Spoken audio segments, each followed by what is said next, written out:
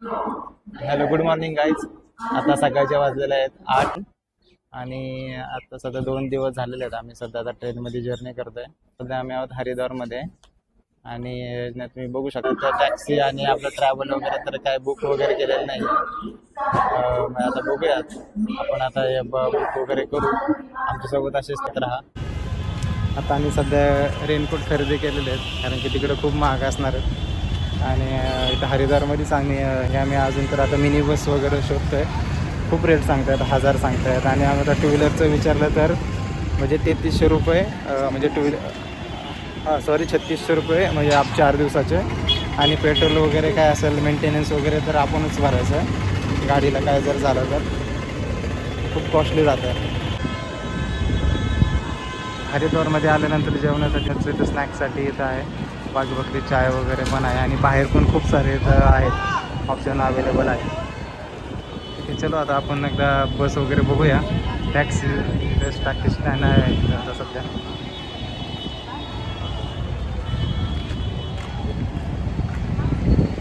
इकडं आहे हरिद्वार जंक्शन. एकदा भैयाला विचारूया किती रुपये घेते वगैरे काय, कारण आता कॅमेऱ्याची तर बॅटरी डाऊन झालेली आहे. सध्या आता मोबाईलमध्ये शूटिंग करतो. आवाज कसा येईल मला माहीत नाही. एकदा विचारूया. तर इथे आपलं टॅक्सी बुक करायला आलो होतो आणि ते बोलले 1000 रुपये होतील. त्यांना एकदा कन्व्हिन्स वगैरे करून त्यांना बोललं की 800मध्ये डन करा. त्यांनी आता 800 म्हणजे पर पर्सन 1600 रुपयामध्ये डन केलेलं आहे. आता आम्ही आता नाश्ता करायला चाललो आहे. रस्त्याला आहे म्हणलं जस्ट आम्ही आता नाश्ता वगैरे करून आलेलो आहे. आणि आम्ही आधीच गाडी बुकिंग केली होती, तर म्हणजे टॅक्सी बुकिंग केली होती.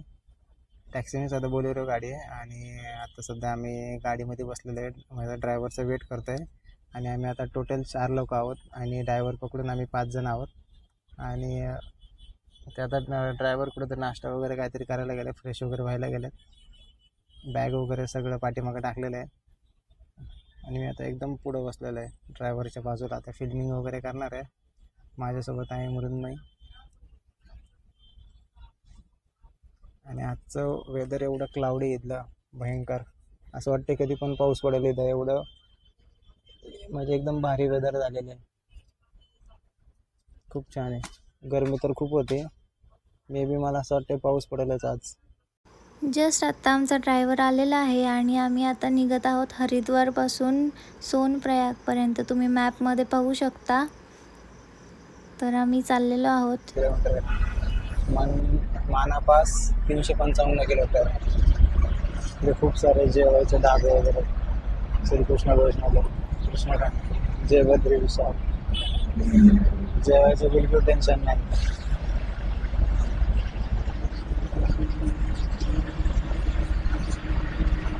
इथे परिवार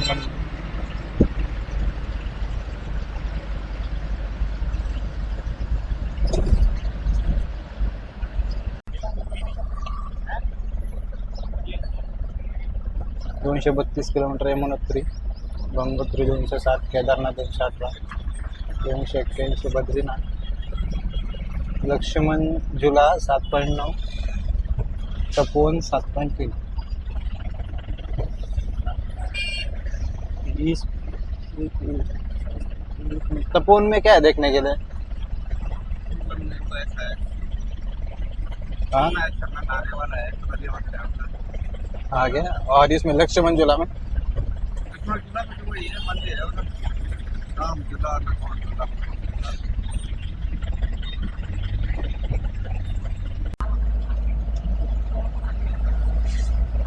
असला खतरनाक पाऊस चालू आहे. रस्त्यात असल्या वळणं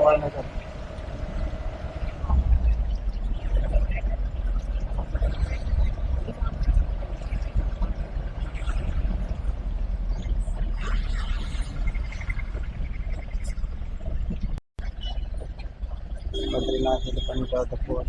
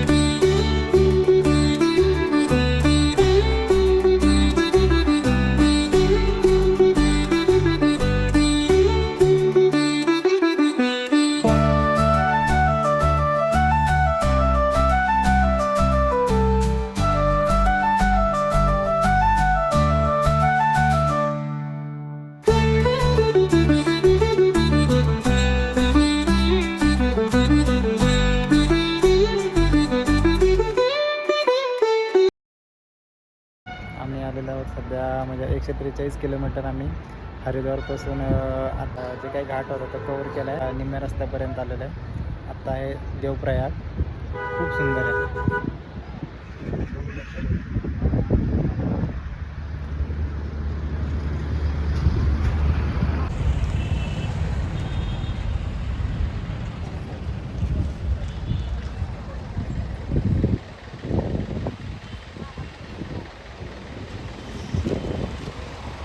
त्रिवेणी संगम.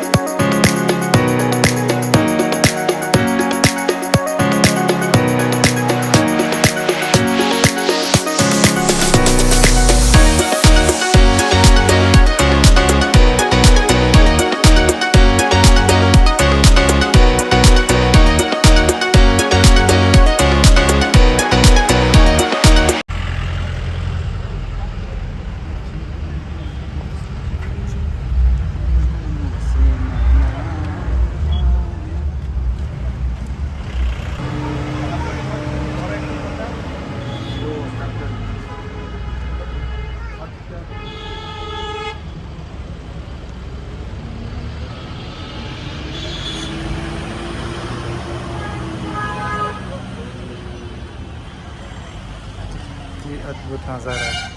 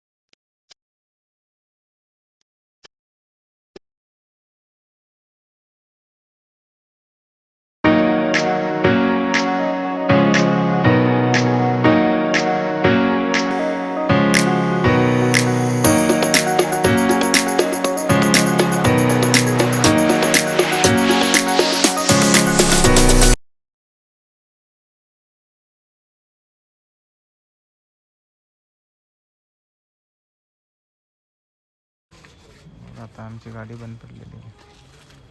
रात्रीचे किती वाजले आता? 8 वाजले. आता 9 वाजता. अंधाराच्या ठिकाणी असं काहीच नाही आहे, इथंच अडकून बसले. भीती पण वाटते, काय सांगू, हसू पण येते. आता आपली फायनली गाडी चालू झाली. आता आपण चाललोय आम्ही सध्या सोनप्रयाग.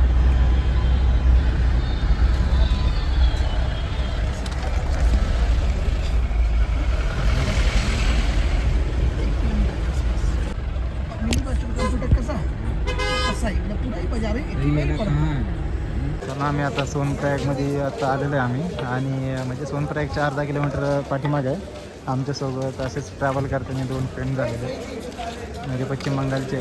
आता आम्ही रूम वगैरे शोधतो इथं. रूम कोण 1000 बोलते आहे, कोण 1500 बोलते आहे, कोण गिझरवाला बोलत आहे, कोण नॉन गिझर आहे. थंडी तर बापरे खूप थंडी आहे इथं. किधर काय अरे 2 बघू शकतो इथं सगळं भेटतं इथं.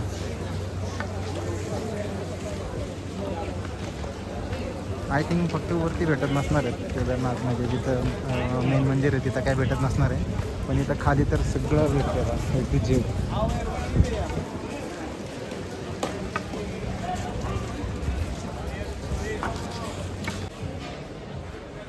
हे आपलं रूम. आता आहे आम्ही आता सोनप्रयागमध्ये. आता हे 3 बेडचं आहे. आम्ही आता दोघंच आहे तरी पण. आणि वॉशरूम वगैरे सगळं इन्क्लुडेड आहे. वॉशरूम वगैरे गिझर वगैरे पण आहे. आता 1200 रुपयामध्ये डन झालेलं आहे. आणि इथं राहण्यासाठी चांगलं आहे. इथं अंगावर घेण्यासाठी वगैरे सगळं छान आहे. आणि आपण समोरचा व्ह्यू बघूया. हां ठीक आहे बढिया आहे समोरचा व्ह्यू. रूम आहे.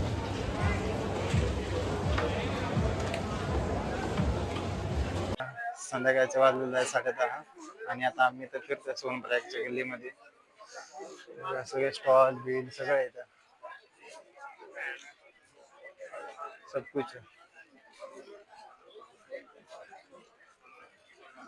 भारी पण एवढी थंडी आहे ना, खूप थंडी आहे बापरे, भयानक थंडी येतं. शूज कवर बिवर सगळं येतं. बघा कचरा बिचारा.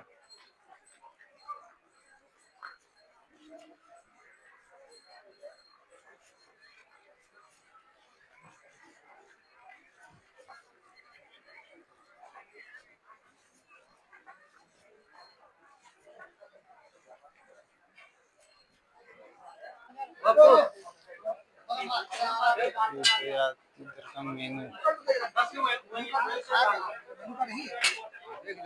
आलू पराठा कितने का है? 50 का. गोभी पराठा, शाही पनीर 260, दाल तड़का 150, राजमा 160.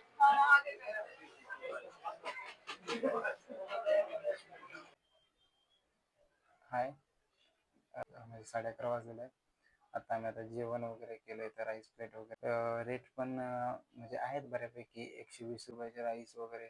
आम्ही आता राईस प्लेट वगैरे घेतली तर म्हणजे 150 रुपयाची राईस प्लेट घेतली.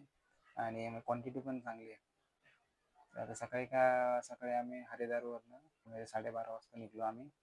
आणि जेव्हा केव्हा तुम्ही याल इथं म्हणजे केदारनाथसाठी याल तर केदारनाथमध्ये आल्यानंतर इथं म्हणजे हरिद्वारच्या स्टेशनवर उतरल्यानंतर तर लगेचच असं बाहेर लोक वगैरे असतात लोकलचे. तर त्याच्यामध्ये लगेच त्या लोकांसोबत तुम्ही म्हणजे लगेच निघू शकता. तुम्ही जर लेट केलं तर नंतर ते लोक 1000 बोलतात, कधी बोलतात 1200, कधी बोलतात 1500, कधी 2000. तर आपण जेवढं लवकर निघू तर तेवढं रेट कमी असतात. म्हणजे 600, 800, 1000 पर्यंत असतात. लोकल लोक आहे ना तर त्यांच्यासोबतच तुम्ही यायचं ट्राय करा. कारण की खूप भयानक म्हणजे सगळं ते घाट वगैरे आहे. म्हणजे जवळजवळ 250 किलोमीटरचा घाट आहे. आणि 250 किलोमीटरमध्ये पाऊस वगैरे असतो. आणि खूप नॅरो रस्ता आहे, एकदम छोटा रस्ता आहे.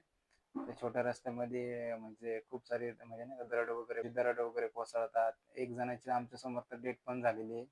म्हणजे असं पूर्ण त्याच्यावरती पूर्ण दगड वगैरे पडलं होतं. 3-4 किलोमीटर ट्रॅफिक होतं.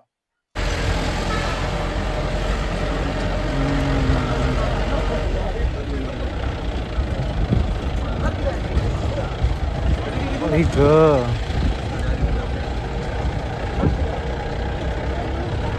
श्री महाकाल.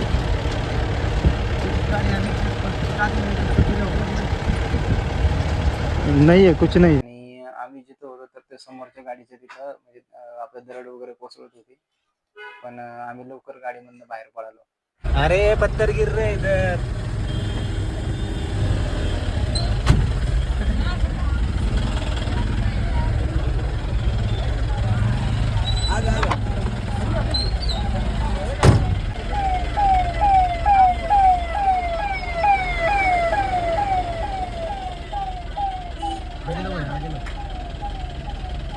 पीछे लेके ना इसके पीछे जाओ.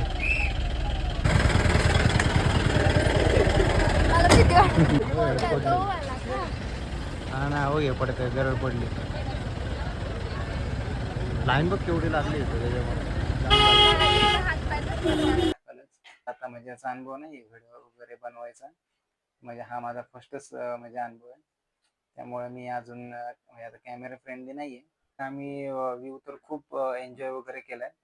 पण 150 किलोमीटर वगैरे काहीच वाटत नाही. पण जेव्हा आपण गुप्त काशीच्या पाठीमागचा जो ब्रिज आहे तिथनं म्हणजे एक रस्ता बद्रीनाथला जातो आणि एक रस्ता म्हणजे आपल्या केदारनाथकडे येतो.